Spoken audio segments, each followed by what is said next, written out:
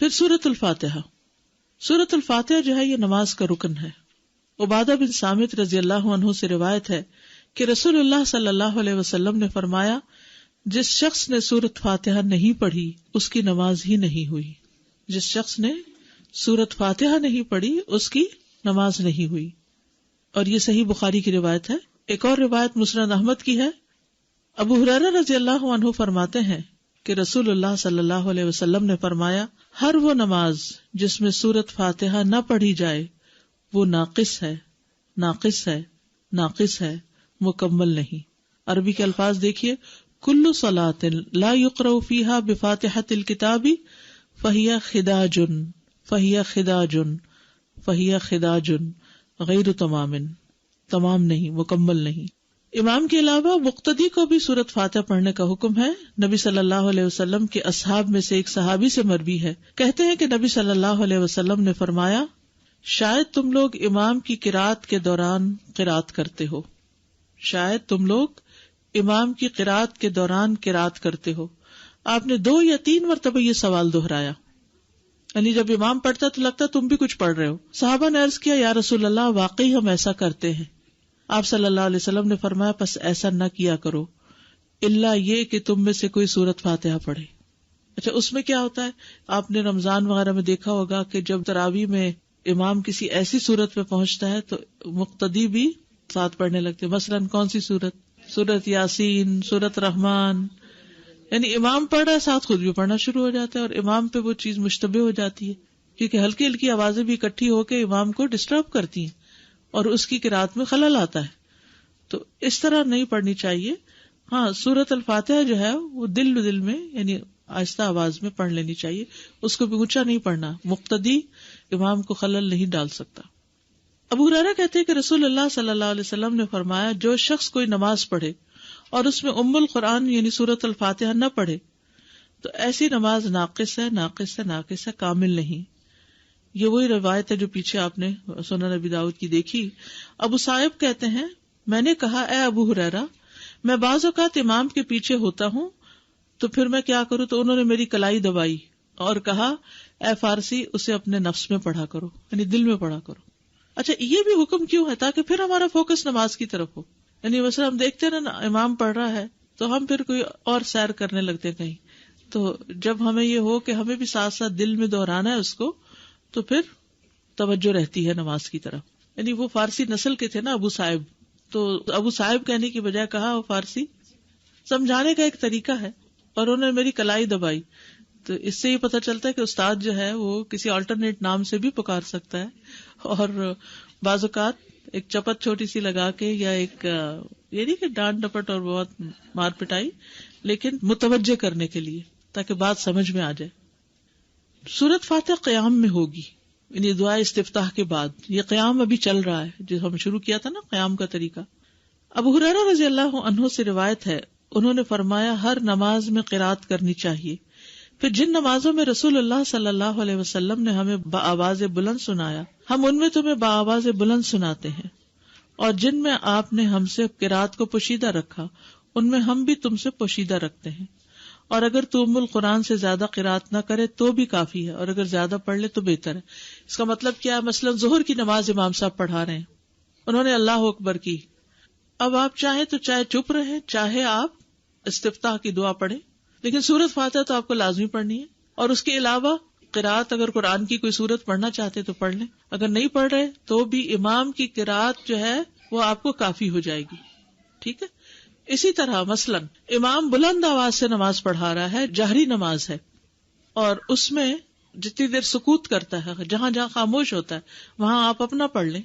اور جب سورۃ فاتحہ بلند آواز سے پڑھے گا تو دل میں سورۃ فاتحہ پڑھ لیں، اور جب وہ کوئی اور سورت ملائے گا تو خاموشی اختیار کرے. یعنی یہ نہیں کہ وہ سبح اسم ربک الاعلی پڑھ رہا ہے اور آپ ساتھ پڑھنا شروع کر دیں، یہ نہیں کریں. اس وقت آپ کیا کریں؟ خاموشی سے اس کو سنیں. اسی طرح اگر امام نماز پڑھا رہا ہے اور آپ پہنچے ہیں ذرا دیر سے تو سبحانک اللہ وغیرہ نہیں پڑھے، ڈائریکٹ سورۃ فاتحہ شروع کرے تاکہ آپ کی پوری ہو اور آپ امام کے ساتھ رکوع پہ جا سکیں. اگر آپ نے قرات کا کچھ حصہ نہیں پایا تو کوئی بات نہیں، پھر بھی آپ کی وہ رکعت پوری ہو جائے گی. سورۃ الفاتحہ کی اہمیت اور فضیلت. بہت دفعہ آپ نے پہلے بھی پڑھی ہوگی، صرف یاد دہانی اس لیے کرا دیتے ہیں کہ انسان اگر سورۃ الفاتحہ پر بھی توجہ کر لے نماز میں تو باقی نماز میں خشوع آ جاتا ہے. آپ یہ تجربہ کر کے دیکھیے، اگر آپ نے سورۃ الفاتحہ کو کیچ کر لیا نا کہ اس کو غور سے توجہ سے ترجمے کے ساتھ پڑھ لیا، ترجمے کے ساتھ مرادی کے دل میں اس کا معنی دہرا رہے ہیں، تو آپ دیکھیں گے کہ آپ نماز میں ٹک جاتے ہیں، پھر نماز میں فوکس قائم ہو جاتا ہے. لیکن اگر شروع سے ہی دھیان نہیں جمع تو پھر بعد میں بھی دھیان جمانا مشکل ہوتا ہے. 7 مثانی کہا جاتا ہے سورۃ الفاتحہ کو. قرآن مجید میں آتا ہے وَلَقَدْ آتَيْنَاكَ سَبْعًا مِّنَ الْمَثَانِي وَالْقُرْآنَ الْعَظِيمِ، بلا شبہ یقیناً ہم نے آپ کو بار بار دہرائی جانے والی 7 آیتیں اور بہت عظمت والا قرآن عطا کیا ہے. یعنی سورۃ الفاتحہ جو ہے سب سے زیادہ قرآن کا حصہ ہم نماز میں اسی کو دہراتے ہیں.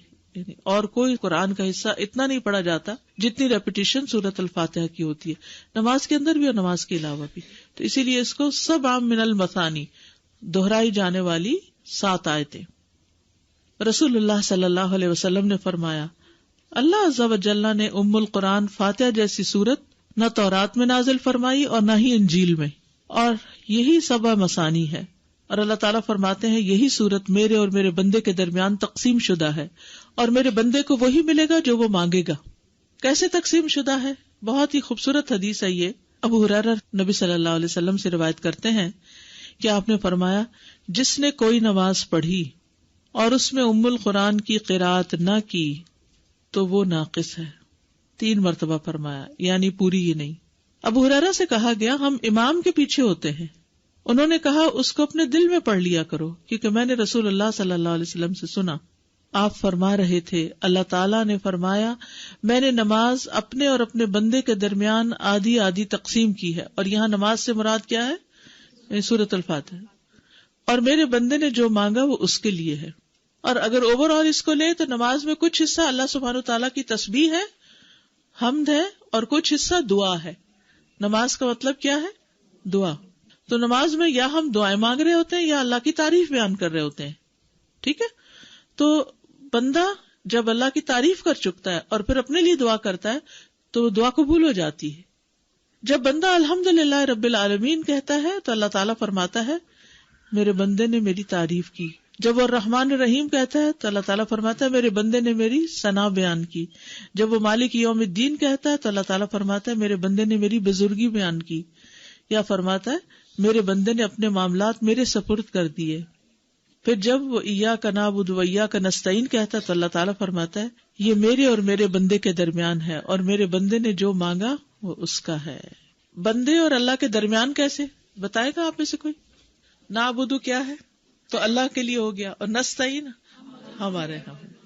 تو یہ پرفیکٹ بیلنس ہے، درمیان میں آ کے ایک آیت میں دونوں کا حصہ، اور اوپر اللہ کی تعریف، اور آخر میں پھر اپنے لیے سب دعائیں.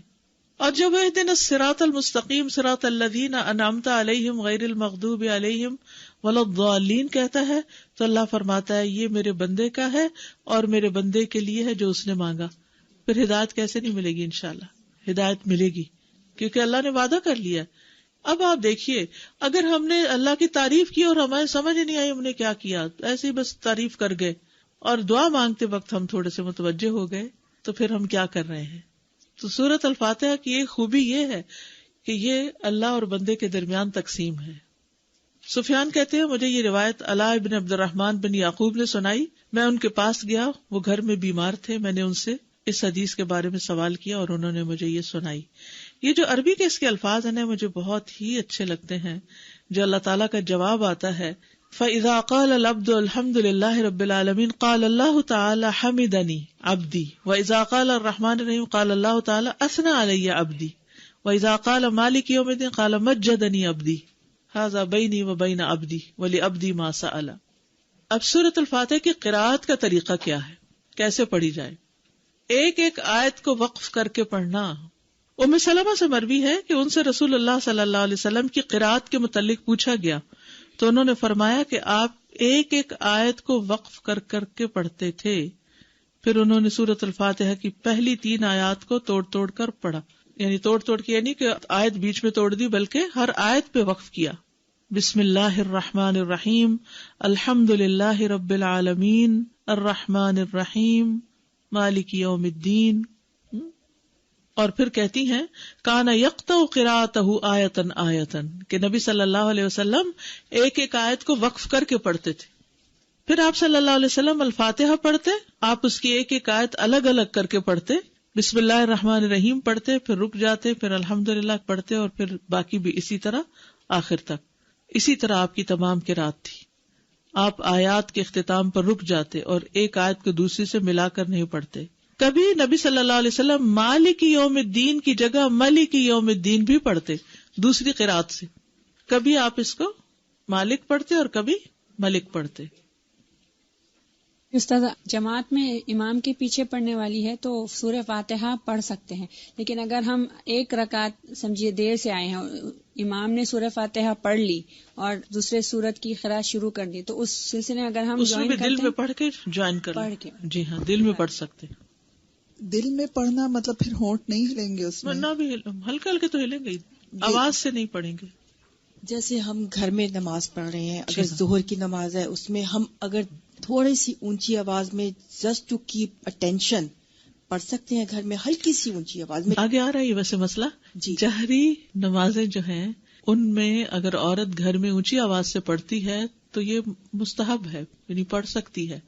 اور اگر وہ نہیں چاہتی اونچی آواز میں پڑھنا تو پھر دل میں بھی پڑھ سکتی ہے، اس کے لیے اجازت ہے. جی، لیکن پسندیدہ یہی ہے کہ جیسے مغرب، عشاء اور فجر میں وہ اونچی آواز سے پڑھے.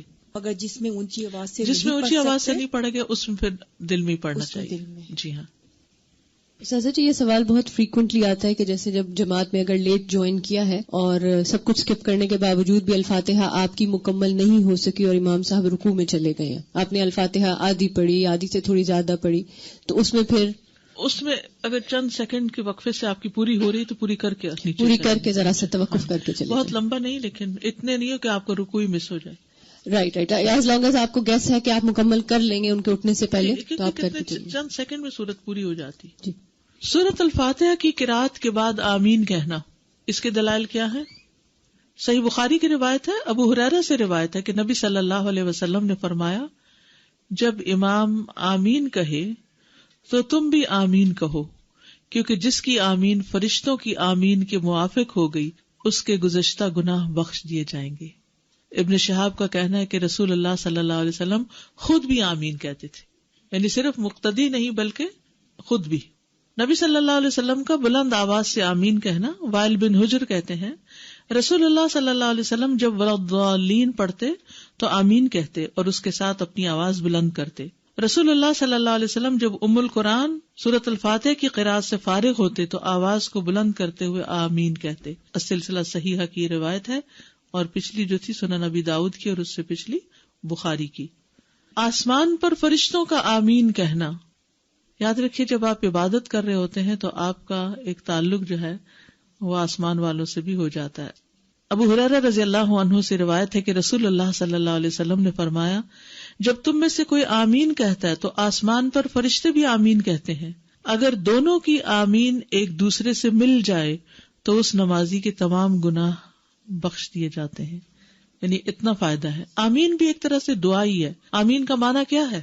اللہم استجب، اے اللہ قبول کر لے جو دعا ہم نے کی ہے. یعنی امام آمین کہہ رہا ہوتا ہے، فرشتے آمین کہہ رہے ہوتے ہیں، مقتدی آمین کہہ رہے ہوتے ہیں. سب مل کے کیا چاہتے ہیں کہ جو ہم نے مانگا ہے وہ ہمیں مل جائے. اگر انسان اس وقت تصور ہی کر لے نا کہ اس وقت فرشتے بھی آمین کہہ رہے ہیں اور امام بھی اور سارے مقتدی بھی اور میں چپ کر کے کھڑا ہوں، تو سب سے الگ ہو گیا. ابو ہریرہ سے روایت ہے کہ رسول اللہ صلی اللہ علیہ وسلم نے فرمایا جب تم میں سے کوئی آمین کہتا ہے تو آسمان پر فرشتے بھی آمین کہتے ہیں. اگر دونوں کی آمین ایک دوسرے سے مل جائے تو اس نمازی کے تمام گناہ بخش دیے جاتے ہیں. صحابہ کا جہری نمازوں میں اونچی آمین کہنا، جہری کا مطلب ہوتا ہے جو لاؤڈ پڑھی جاتی ہے. امام کا بآواز بلند آمین کہنا. عطا رحمہ اللہ بیان کرتے کہ آمین ایک دعا ہے. ابن زبیر رضی اللہ عنہما اور ان کے مقتدیوں نے اتنی زور سے آمین کہی کہ مسجد گونج اٹھی. اور اب بھی آپ نے جمعے وغیرہ کو سنا ہوگا کہ کس طرح پوری مسجد میں آواز گونج جاتی ہے. ابو ہریرہ اپنے امام کو کہا کرتے تھے کہ مجھے آمین سے محروم نہ کرنا. اگر مل کے کہہ رہی ہے تو کوئی حرج نہیں. جی ہاں. نافع کہتے ہیں کہ ابن عمر رضی اللہ عنہما آمین کہنے کو کسی صورت نہیں چھوڑتے تھے بلکہ دوسروں کو بھی اس کے متعلق ترغیب دیا کرتے تھے. اور میں نے آمین کے متعلق ان سے اچھے کلمات سنے. بلکہ اس کے اوپر ایک حدیث بھی ہے، اس وقت میرے سامنے نہیں، کہ جس میں کوئی صحابی روایت کرتے ہیں کہ انہوں نے صف میں پیچھے سے آمین کی آواز سنی کسی خاتون کی. اچھا، لیکن اس میں جلد بازی نہیں کرنی. امام آمین کہے تو پھر آمین کہنی ہے آپ نے. نبی صلی اللہ علیہ وسلم نے فرمایا جب امام آمین کہے تو تم بھی آمین کہو، کیونکہ جس کی آمین فرشتوں کی آمین کے ساتھ مل گئی اس کے پچھلے تمام گناہ بخش دیے جائیں گے. جی ساتھ ہی کہیں گے نا، امام آمین کہے تو یعنی یہ نہیں کہ اس سے پہلے ہی جی ابھی ان کا دعا لین نہیں ہوتا تو لوگ آمین کہہ دیتے ہیں. یہ نہیں ہونا چاہیے. اصل میں کسی بھی چیز کو جب ایگو کا مسئلہ بنا لیا جاتا ہے نا تو مسئلہ کبھی حل نہیں ہوتا. اگر ایگو کا مسئلہ نہ ہو، دلائل سامنے ہو، تو انسان کہتا ہے یہ چیز بہتر ہے میرے لیے، میں یہ لے لیتا ہوں. جیسے بازار آپ کچھ چیز لینے کے لیے جاتے ہیں، ایک چیز لیتے ہیں اور تھوڑا آگے جاتے ہیں اس سے بہتر نظر آتی ہے، تو آپ کیا یہ نہیں کرتے کہ پچھلی والی واپس کر دیتے ہیں وہیں کھڑے کھڑے، اور جو دوسری والی ہے وہ گھر لے آتے ہیں، کیونکہ آپ کو دوسری زیادہ کنوینئنٹ، زیادہ بہتر، زیادہ فائدے کی، زیادہ دیر پا لگ رہی ہے. زندگی کے ہر معاملے میں ہم یہی کچھ کرتے ہیں، لیکن دین کے معاملے میں ریجڈیٹی اور ایگوئسٹک اپروچ جو ہے اس کی وجہ سے ہم مسئلے سالو نہیں کرنے چاہتے. آمین کی اہمیت. آمین کہنے پر فرشتے تو جواب دیتے ہی ہیں، آمین کہنے پر اللہ کا جواب دینا. صحیح مسلم کی روایت ہے، ابو موسیٰ رضی اللہ عنہ نے کہا کیا تم نہیں جانتے کہ تمہیں اپنی نماز میں کیسے کہنا چاہیے؟ رسول اللہ صلی اللہ علیہ وسلم نے ہمیں خطبہ دیا، آپ نے ہمارے لیے ہمارا طریقہ واضح کیا اور ہماری نماز ہمیں سکھائی. آپ نے فرمایا جب تم نماز پڑھو تو اپنی صفوں کو سیدھا کرو، پھر تم میں سے ایک شخص تمہاری امامت کرائے. جب وہ تکبیر کہے تو تم تکبیر کہو، اور جب وہ غیر المغضوب علیہم ولا الضالین کہے تو تم آمین کہو، اللہ تمہاری دعاؤں کا جواب دے گا. یہ آپ دیکھیے اوپر عربی کے الفاظ، صحیح مسلم کے ساتھ کیا لکھا ہوا ہے؟ یجبکم اللہ، اللہ تمہیں جواب دے گا، یعنی جو تم نے دعا مانگی وہ قبول ہوگی، اس کا جواب ملے گا تمہیں.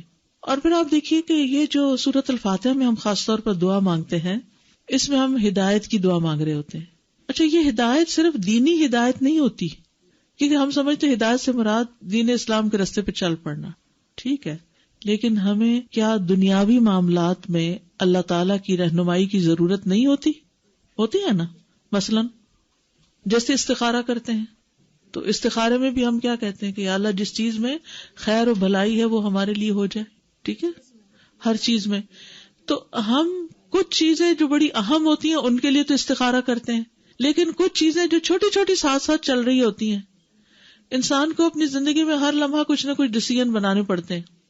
مثلا کورس کو جوائن کرنا تو ایک بڑا فیصلہ ہوگا، لیکن اس کے علاوہ بھی جیسے یہاں سے جب چھٹی ہوگی تو گھر جاتے ہوئے ہو سکتا ہے جب آپ گاڑی موڑیں یہاں سے تو آپ سوچیں اچھا پہلے میں گروسری کر لوں یا پہلے میں فلاں بیمار کی عادت کر لوں یا گاڑی سیدھی چلی جاؤں. ڈیسیژن لینا نا، آپ نے ہدایت چاہیے نا، اس میں کیا چیز بہتر ہے. آپ دیکھتے ہیں اچھا اگر میں گروسری پہ چلی گئی تو میری عصر کی نماز جائے گی مثلا، تو آپ کیا کہتے ہیں؟ میرا خیال ہے مجھے گھر ہی چلنا چاہیے. پھر آپ کہتے ہیں نہیں میں فلاں جگہ جاتی ہوں، مسجد بھی قریب ہے تو نماز پڑھ کے گھر چلی جاؤں گی، ٹھیک ہے. اب آپ ایک کے بعد ایک چیز اپنے دل میں ڈیسائیڈ کر رہے ہوتے ہیں. آپ کی آخرت کے اعتبار سے سب سے بہتر آپشن کون سی ہے؟ بعض اوقات انسان اس میں کنفیوز ہو جاتا ہے، خود فیصلہ نہیں کر پاتا. تو یہاں بھی آپ کو رہنمائی چاہیے ہوتی ہے کہ یا اللہ ادھر جاؤں یا ادھر جاؤں.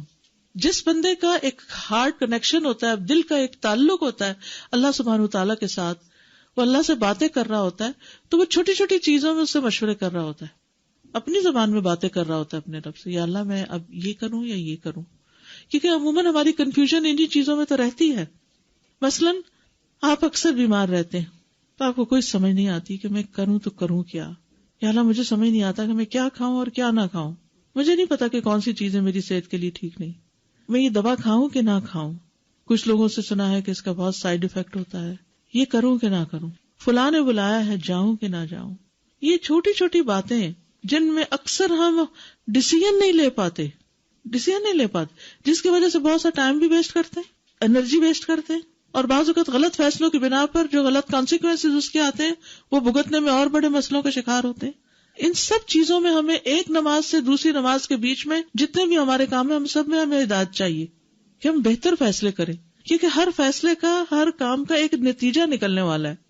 کچھ تو دو صحیح کے درمیان چوائس ہوتی ہے نا، اور کچھ صحیح اور غلط کے بیچ میں چوائس ہوتی ہے، جس غلط کا آپ کو پتہ ہی نہیں ہوتا یہ غلط بھی ہے. کچھ بہتر اور زیادہ بہتر میں چوائس ہوتی ہے. تو ایسے میں انسان جب اپنا معاملہ اللہ کے سپرد کرتا ہے کہ اللہ آپ میری رہنمائی فرمائیں، آپ مجھے ہدایت دیں. ہدایت ہے کیا؟ مجھے راہ دکھائیں، میرا سینہ کھول دے، مجھے سمجھا دیں بات کو. تو آپ دیکھیں گے کہ نماز میں بھی اطمینان ہوگا، ایک نماز سے دوسری نماز کے بیچ میں جو کام کیے اس میں بھی بڑا اطمینان ہوگا.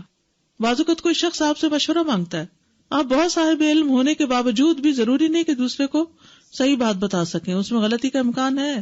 لیکن امانت کا تقاضا کیا ہے کہ آپ میکسیمم کوشش کے ساتھ دوسرے کو صحیح بات بتائیں، چاہے اس کو اچھی نہ بھی لگے پھر بھی بتا دیں. تو اس سے کیا فائدہ ہوگا؟ آپ کا اجر محفوظ ہو جائے گا، آپ غلطی سے بچ جائیں گے، آپ امانت کا حق ادا کر دیں گے. تو ان ساری چیزوں میں ہمیں ہدایت چاہیے ہوتی ہے. تو اس کے لیے ہمیں اللہ سے ہر نماز میں مدد چاہیے، کیونکہ آپ سوچ رہے ہوں گے کہ ہر رکعت میں سورۃ فاتحہ، ہر رکعت میں سورۃ فاتحہ، ہر نماز میں سورۃ فاتحہ، اور نماز ہوتی نہیں سورۃ فاتحہ کے بغیر. اتنی امپورٹنٹ چیز. تو اس کی کوئی وجہ ہے، ایسے ہی بے وجہ یہ نماز نہیں بنا دی گئی. ٹھیک ہے نا؟ یعنی یہ نماز کا طریقہ ہے پیزٹ چیزیں اکٹھی کر کے ایک نماز نہیں بن گئی. یہ تو تمام انبیاء کو دی گئی تھی، اور یہ تو نبی صلی اللہ علیہ وسلم کو معراج پہ جب تشریف لے گئے تھے اس وقت تحفہ دیا گیا تھا. اور یہ بیسٹ عبادت ہے، عبادت کا سب سے بہترین طریقہ جو قولی بھی ہے اور فعلی بھی ہے، جس میں ایکشنز بھی ہے اور اس میں سپیچ بھی ہے. یہود کا آمین سے حسد کرنا، نبی صلی اللہ علیہ وسلم نے فرمایا یہود نے کسی وجہ سے تم سے اتنا حسد نہیں کیا جتنا سلام اور آمین کی وجہ سے کیا. اور یہ دونوں ہی چیزیں بڑی مشکل ہیں. ہم اپنے بچوں کو سلام نہیں سکھاتے. کیوں نہیں سکھاتے؟ کیونکہ ہم خود نہیں کرتے، اور یہ اپنی غلطی ہوتی ہے. اور خاص طور پر وہ بچے جو کسی اسلامک اسکول نہیں جاتے، کسی مسجد نہیں جاتے، صرف گھروں میں تو کلچر ہے نہیں سلام کا.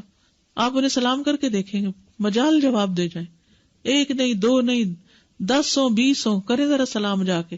ابھی یہاں سے فارغ ہوں گے نا، بہت سے بچے آپ کو رستے میں مل جائیں، ذرا کریں سلام ان کو. اگر کوئی بچہ جواب دے جائے تو وہ آپ کو پہچانتے ہی نہیں، وہ کیوں سلام کریں؟ حالانکہ سلام جنت میں لے جانے والے کاموں میں سے ہے. تم مومن نہیں ہو سکتے جب تک محبت نہ کرو، اور محبت ہو نہیں سکتی جب تک کہ آپس میں سلام نہ کرو. چلے ٹھیک ہے، باہر نہیں آپ جانتے کسی کو، نہ حال حلیے سے پتہ چلتا ہے کون کیا ہے، کوئی مسلمان ہے، سکھ ہے، عیسائی ہے، کون ہے، کیونکہ سب ایک ہی رنگ میں رنگے ہوئے ہیں. تو مسجد کے اندر تو ظاہر نماز کے صف میں وہی کھڑا ہے جو مسلمان ہے، کسی اسلامک کلاس میں تو وہی جا رہا ہے جو مسلمان ہے. تو اگر اس وقت بھی سلام نہیں کرتے ایک دوسرے کو تو پھر کیا کرتے؟ تو یہ دو چیزیں جو ہیں یہ بہت، جس طرح کہتے ہیں نا میجک ورڈز، تو ان کو اس سے تشبیہ تو نہیں دینی چاہیے، لیکن گولڈن ورڈز کہہ لیں کہ جس میں فائدہ ہی فائدہ ہے. آپ صلی اللہ علیہ وسلم نے کیا فرمایا تھا؟ افشوا السلام بینکم. لیکن سلامتی کی دعا ہے نا، تم سلامت رہو. پہلے زمانے میں تو بزرگ جو تھے وہ اردو میں بھی سلام کرتے تھے، تم سلامت رہو. اور بہت قریب لے آتا ہے، تکلفات ختم ہو جاتے ہیں. السلام علیکم ورحمۃ اللہ وبرکاتہ. استاذہ میرا سوال ہے، کل ہمیں ایک سینیریو پیش آ گیا تھا. جمعے کی نماز تھی تو اوپر لیڈیز کا مائک وغیرہ بند ہو گیا. تو 3 گروپ ہو گئے. ایک وہ جنہوں نے نماز امام کے ساتھ نہیں پڑھی، ایک وہ گروپ جنہوں نے نماز ان کے اشارے دیکھ دیکھ کے پڑھی، ایک وہ جنہوں نے نہیں پڑھی اپنی نماز پڑھ لی، اور ایک وہ جو اشارے دیکھ رہے تھے لیکن انہوں نے اپنی جہری جماعت شروع کر دی. تو کون سا ٹھیک ہوگا؟ ساری ٹھیک ہے، کیونکہ اس وقت جو بھی جس نے ڈیسیژن لیا تو خطبہ کہاں سے سنا؟ تو کسی نے بھیجا ہی نہیں میسج، ان کو آگے نہیں پہنچایا. لاہور تو اپنی ظہر پڑھ لیتے، پھر ظہر پڑھنی چاہیے تھی. کسی نے ظہر پڑھی اور کسی نے کچھ کیا. استاذہ میرا یہ ہے کہ ابھی جو سورہ فاتحہ ہم لوگ پڑھ رہے تھے اس میں جو حدیث ہم نے پڑھی کہ اللہ اور بندے میں تقسیم اللہ تعالیٰ نے وہ صورت، مجھے سوچ کے اس قدر ڈر لگ رہا ہے کہ انفرادی طور پہ اجتماعی طور پہ اس کا مطلب ہے کہ ہم مسلمانوں کی نماز ہی صحیح نہیں ہے. دیکھیے ہم اہدنا الصراط المستقیم، تو اگر میں یا اور باقی مسلمان سیدھے راستے کی طرف ہے ہی نہیں، جبکہ اللہ تعالیٰ نے کہا تم مجھ سے مانگ رہے ہو اور میں تمہیں دے رہا ہوں، رائٹ. اور پھر یہ کہ ہم یہود و نصارہ کی پیروی نہ کریں، رائٹ. لیکن ہم لوگ تو اسی راستے کی طرف جا رہے ہیں تو اس کا مطلب ہے ہماری تو نماز مین جو میں اس وقت مستقل یہی سوچ رہی ہوں کہ ہماری تو سورہ فاتحہ میں وہ روح ہی نہیں ہے، وہ دعا ہی نہیں ہے. اصل بات یہ نا، وہ حدیث جو میں ہر ہفتے کوٹ کرتی ہوں اور ہر لیکچر میں کوٹ کرتی ہوں، جس کی نماز صحیح ہوگی اس کا سب کچھ ٹھیک ہو گیا، باقی چیزیں خود بخود ٹھیک ہونے لگیں گی. استاذہ ایک کوشچن ہمیشہ مجھے کنفیوز کرتا ہے، جیسے جب سورہ فاتحہ پڑھتے باقی سب چیزیں ہم نے امام کے پیچھے رہنا ہے، بعد میں کرنا ہے، تو کیا سورہ فاتحہ ان کے ساتھ ساتھ پڑھنا ہے تبھی تو ہم آمین دل میں پڑھتے رہے ساتھ ساتھ. بھی چلو اور الحمدللہ سمجھ میں آیا کہ مقتدی کو جہر نہیں کرنا چاہیے، قرات ہو رہی ہے تو اس کا نقصان اور ڈسٹرب ہوگا وغیرہ وغیرہ. لیکن جیسے عام زندگی میں جب تکبیر ہوتی ہے اور بہت سے لوگ ہیں تو دھیمی دھیمی آواز سے مجھے تکبیرات آپ کی ہوتی ہے سبجیکٹ چینج ہونے کا وغیرہ، تو ہم بھی کہنے لگتے ہیں اللہ اکبر اللہ اکبر لا الہ الا اللہ. قدرتی طور پہ جیسے ساتھ، تو یہ بھی غلط ہے. یہاں نہیں، اگر کوئی فوکس کی بات نہیں ہے تو خیر ہے، کوئی نہیں، اس میں اتنی بڑی بات نہیں کہہ سکتے. استاذہ جیسے بچپن سے ہی سنا ہے اور کہ نماز جو ہے وہ 1000 برائیوں سے بچاتی ہے، تو یہاں پہ اتنا فیکٹ نظر آ رہا ہے کہ کبھی کبھی ہم سوچتے ہیں کہ اللہ ہم اس چیز سے کیسے بچ گئے، یا ہمارے نصیب میں اتنی اچھی چیز کیسے مل گئی، میں نے تو کوئی بڑا کام نہیں کیا. مگر جب ہم نماز کے عادی ہوتے ہیں اور آئی تھنک لاشعوری طور پہ بھی جب ہم الحمد اتنی کثرت سے بچپن سے پڑھ رہے ہوتے ہیں، تو اللہ تعالیٰ ہمیں ایسی ایسی جگہوں سے نوازتا بھی ہے اور ایسی ایسی جگہوں سے بچاتا ہے کہ کبھی کبھی ایسا لگتا ہے کہ کوئی بیک اپ ہے آل دا ٹائم آپ کے ساتھ، کانسٹنٹ آپ کو واچ کر رہا ہے اور آپ کو مطلب صحیح رستے پہ لے جا رہا ہے. تو اس کی برکتیں بہت فیل ہوتی ہیں نماز میں، اور پھر اب جب اس طریقے سے سوچ کے اور پڑھیں گے تو انشاءاللہ تعالی مزید گائیڈنس کی فیلنگ آئے گی. لوگ چاہتے ہیں کہ کوئی ان کو ٹپ بتا دی جائے کہ بس ایک گولی وہ کھائیں اور خشوع شروع ہو جائے. آپ نے دیکھا ہوگا اب تک جتنی بھی چیزیں ہیں اگر ان کو صحیح طور پر کر لیا جائے، وضو سے لے کر اور قبلے کا رخ صحیح ہو، اور اگر مسا کیا تو صحیح طور پر کیا ہو، اگر کھڑے ہیں تو سطر صحیح ہو اور سمجھ کے پڑھیں، تو بھلا کیسے خشوع نہیں آئے گا. جس طرح صاحبہ میں یہ پوچھنا چاہتی ہوں، جس طرح کبھی نماز شروع کی اور گھر میں کوئی نہیں ہوتا تو میرا دل چاہتا ہے کہ میں زور زور سے پڑھوں نماز شروع سے ہی لے کے جب تک میں سلام نہ پھیر لوں، تو اس وقت ایسی کیفیت ہوتی ہے کہ آپ کو رونا بھی آتا ہے. تو اتنا کبھی کبھار روتی ہوں میں، تو اس طرح کے تسلسل جو ہے نماز کا وہ ختم ہو ہی جاتا ہے ایک قسم سے. تو پھر دوبارہ شروع کرنی چاہیے یا کنٹینیو رکھیں؟ نہیں، اگر بیچ میں ہچکیاں آ گئی ہیں اور ذرا سا رک گئے ہیں، سانس نہیں آ رہا، تو آگے ہی کنٹینیو کریں، ایز لانگ ایز آپ نے توڑی نہیں نماز.